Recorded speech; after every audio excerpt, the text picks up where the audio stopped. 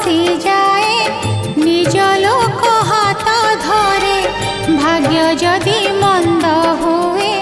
তো করুণা ঝরি